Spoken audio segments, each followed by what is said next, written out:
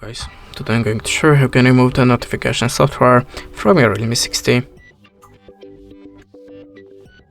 So if you see something like that in your notification bar, or you have a spamming pop-ups when you're trying to visit any site, that means you have a notification software, and we can try to remove it by two ways: system settings and antivirus app. So now I'm gonna show you the first method. Open the settings, go to the apps, and choose the app management.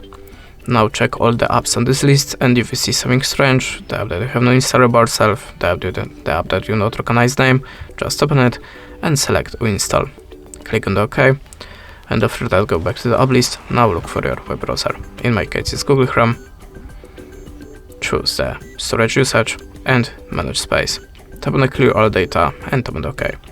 After that your web browser should be free from notification software.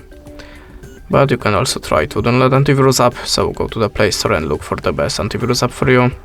I'm always using Avast, so you can launch it now. In this application, tap on the Continuous Free and choose Green Circle, then click on the OK and add a permission to the files. Then go back. Now the scanning process starts automatically, and after that your phone shall be free from any unwanted software that you have. And this is how it works. Thanks for watching, leave us a like or a comment, and goodbye.